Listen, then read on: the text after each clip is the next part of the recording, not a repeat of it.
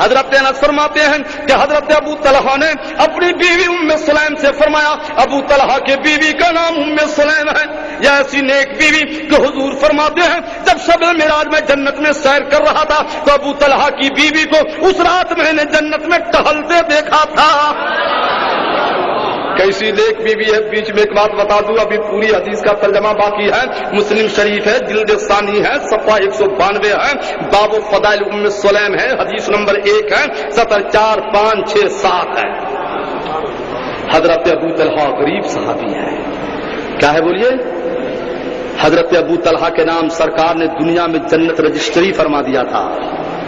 ایک روز سرکار اپنی اونٹنی پر مدینہ کی گلی سے کہیں تشریف لے جا رہے تھے، کجاوا سمجھ گئے نا، اونٹنی کے پشت پہ جو رکھا جاتا ہے بیٹھنے کے لیے، گر گیا تو سرکار فرماتے کون ہے جو میری اونٹنی کا کجاوا ٹھیک کر دے؟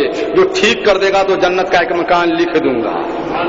حضرت ابو طلحہ انصاری دوڑے، کجاوا ٹھیک کر دیا تو آقا فرماتے یا طلحہ تو لقل جنت و غدن، طلحہ وعدہ کے مطابق جنت کا مکان تو دے دیا، ھذا جبریل یقرؤک السلام، اور جب تم نے ہماری سواری کا کجاوا ٹھیک کیا ہے تو جبریل آ کر تم کو سلام کر رہے ہیں، تو تم کو سلام کرنے آ گئے ہیں۔ سبحان اللہ، کیا شان ہے ہمارے نبی کی، مالک جنت نہیں ہے تو ابو طلحہ کے نام جنت کا مکان لکھا کیسے؟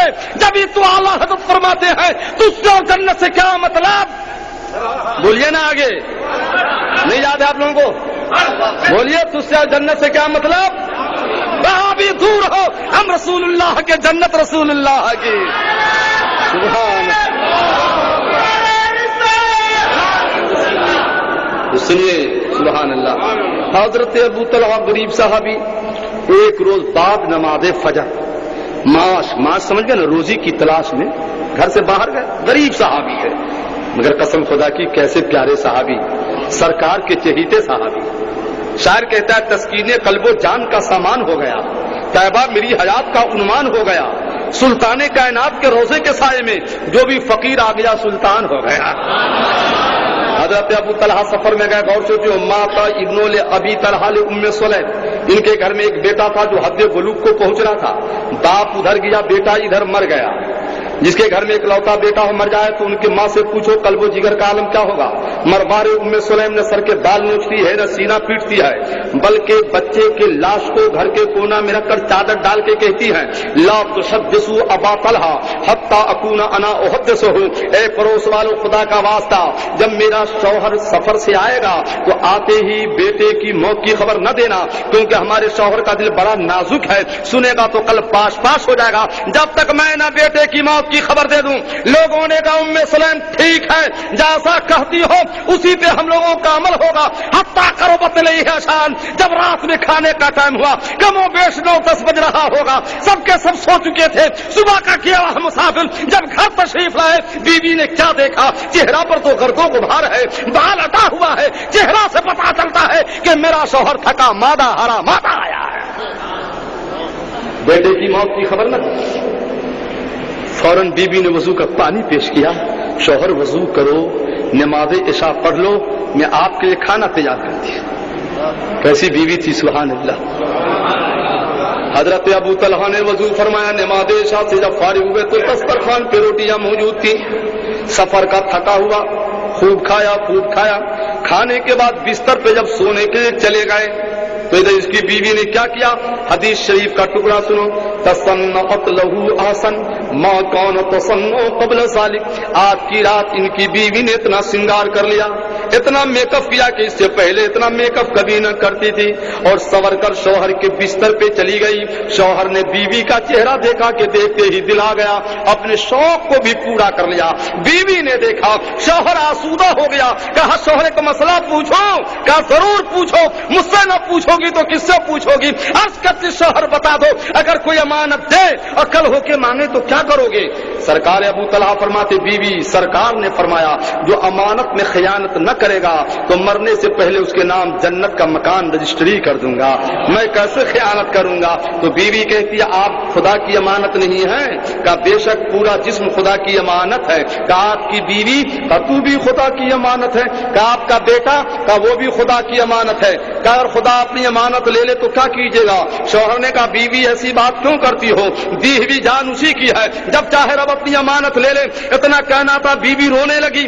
عرض کرتی شوہر سن لو, آپ سفر میں گئے, بیٹا مر گیا, گھر میں لاش پڑی ہوئی ہے, خدا نے اپنی امانت کو لے لیا, صبر کیجئے, خدا کا شکر منائیے. اتنا کہنا تھا. حضرت ابو طلحہ بیٹھ کر رونے لگے. بیوی تو نے کیا کیا, لاش پڑی ہے, کھانا بھی کھلا دیا, اپنے شوق کو بھی پورا کرا دیا. میاں بیوی روتے جا رہے ہیں. صبح کی سفیدی نمودار ہوتی ہے, مدینے کے سرکار تشریف لاتے ہیں.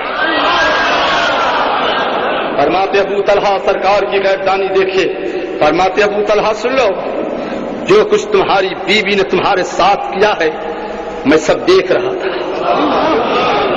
اور تمہاری بیوی سے سن لو ابو طلحہ میں بھی راضی ہو گیا ہوں, اور میرا پروردگار بھی تمہاری بیوی سے راضی ہو گیا ہے. آگے کا ٹکڑا غور سے سننے کے قابل ہے, غور سے سنیے. ظالم ہے وہ, ازلی جہنمی ہے وہ جو کہتا ہے نبی غیب نہیں جانتے. سرکار فرماتے ابو طلحہ بیٹا مر گیا, غم تو ہوگا, مگر خوشخبری دیتا ہوں, ایک پیغام سناتا ہوں. رات جو تم بیوی سے ملے ہو تو اسی وقت ملتے ہی اس سے بہتر بیٹا دوسرا خدا نے تمہاری بیوی کی رحم میں اسی وقت عطا فرما دیا ہے, عطا فرما دیا ہے. یہ نبی کا غیب نہیں ہے تو اور کیا ہے بولو. میاں بیوی ملتے ہیں, مہینوں میں پتا چلتا ہے کہ حمل ٹھہرا کہ نہیں ٹھہرا, مگر سرکار کی غیبدانی تو دیکھیے. اعلیٰ حضرت جبھی تو فرماتے ہیں اور کوئی غیب کیا تم سے نہا ہو بھلا, جب نے خدا ہی چھپا تم پہ کروڑوں درود, تم پہ کروڑوں درود. سبحان اللہ. حضرت ابو طلحہ فرماتے ہیں, حضرت انس فرماتے ہیں کہ حضرت ابو طلحہ نے اپنی بیوی ام سلیم سے فرمایا کہ اے بیوی, آج میں حضور کے درس میں تھا. سنیوں کا سب سے پہلا مدرسہ مقام صفا ہے جو مسجد نبی میں ہے, اور جتنے ادارے اہل سنت کے سب اسی کے ساتھ. سرکار اس پہ درس دے رہے تھے. حضرت ابو طلحہ چپکے سے اٹھے گھر چلے گئے. فرماتے بیوی آج جو حضور حدیث سنا رہے تھے, درس دے رہے تھے قرآن شریف کا, تو آواز دھیمی تھی, دھیمی. میں نے آج خود احساس کر لیا کہ میرے آقا بھوکے. بیوی گھر میں کچھ ہے تو بولو. عرض کرتی میرے شوہر تھوڑا سا آتا ہے. فرماتے جلدی گودو. گودتی ہے, روٹیاں پکاتی ہے اور 2 پٹے میں باندھتی ہے. حضرت انس کے حوالہ کر دیتی ہے کہ لے جا سرکار بھوکے ہیں, روٹیاں حاضر کر دے. حضرت انس فرماتے فذهبت به, میں روٹیاں لے کر چلا. فقمت على باب المسجد, تو مسجد نبی کے گیٹ پر یہ سوچ کر کھڑا ہو گیا مولا روٹیاں تو چند ہے, روٹیاں تو صحابہ تو بے شمار ہے, تو اتنی روٹیوں سے اتنے کا کیا ہوگا. مگر غیب دانم جی فرماتے ہیں انس لبیک یا رسول اللہ, تجھ کو ابو طلحہ نے روٹیاں دے کے بھیجا ہے. ہاں میرے آقا. فرماتے چلا جا روٹیاں لے کر, ابو طلحہ سے کہہ دینا جتنے صحابی ہے سب کو لے کر انہی کے گھر آ جاتا ہوں, انہی کے گھر آ جاتا ہوں. حضرت انس فرماتے ہیں فانطلقت, تو میں چلا حتی جیت ابا طلحہ, حضرت ابو طلحہ کی خدمت میں آ کر پورا واقعہ سنایا. حضرت ابو طلحہ اٹھے, بیوی کے پاس گئے. فرماتے بیوی قد جاء النبی صلی اللہ علیہ وسلم بالناس, اے بیوی غضب ہو گیا, جتنے سرکار سب کو لے کر آ رہے ہیں. تو بولو کہاں سے کھلاؤ گی, کیونکہ ان روٹیوں کے علاوہ گھر میں بیوی کچھ نہیں ہے, تو بولو کہاں سے کھلاؤ گی. بیوی ہو تو ایسی ہو, بیوی کا جواب سنو, محبت سے کہیے سبحان اللہ. بیوی کہتی ہے شوہر آج مقدر پہ ناز کرنے کی بات ہے, گھبرانے کی بات نہیں ہے, آج تو اترانے کی بات ہے, پریشانی کی بات نہیں ہے. شوہر نے کہا وہ کیسے. بیوی ام سلیم عرض کرتی شوہر یہ نہ دیکھو کہ آنے والے کتنے ہیں, بلکہ یہ دیکھو کہ لانے والے کون ہیں, لانے والے کون ہیں, لانے والا کون ہے. سبحان اللہ. اعلیٰ حضرت فرماتے ہیں خلق کے حاکم ہو تم, رزق کے قاسم ہو تم سے ملا جو ملا تم پہ کروڑوں درود. میرے شوہر یہ نہ دیکھو کہ آنے والے کتنے ہیں, بلکہ یہ دیکھو کہ لانے والے کون ہیں.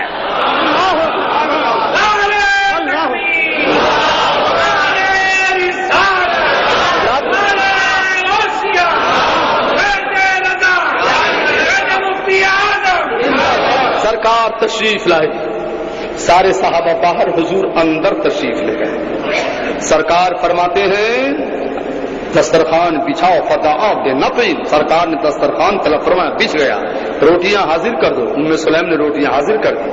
میرے آقا فرماتے یا انس لبیک یا رسول اللہ اذن لعشرہ, جاؤ اس میں سے 10 صحابی کو بلا کر لاؤ.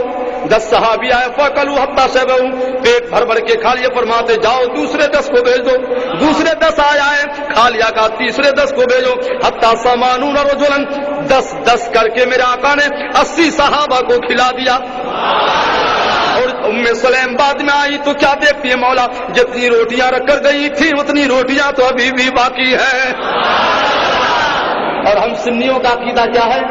ان بد مذہب بد عقیدوں کو سمجھا دو کہ ہم سنیوں کا عقیدہ ہے کہ 80 کی بات نہ کرو، اگر ہمارے نبی چاہ لیتے تو یہی روٹیاں پوری کائنات کو کھلا دیتے. بولو ہاں، مگر ٹکڑے میں کمی نہ ہوتی. جبھی تو اعلیٰ حضرت کے مجھلے بھائی استاد سمن مولانا حسن رضا خان بریلوی علیہ الرحمہ فرماتے ہیں حسن سرکار طیبہ کا، حسن سرکار طیبہ کا ادب دربار عالی ہے، درے دولت سے میلہ لگا ہے، اہل حاجت کا فقیروں بے نواؤ اپنی اپنی جھولیاں بھر لو کہ 12 بٹ رہا ہے، بیت پر سرکار عالی ہے. اور اعلیٰ حضرت فرماتے ہیں کون دیتا ہے؟ دینے کو منہ چاہیے، دینے والا ہے سچا ہمارا نبی. بولو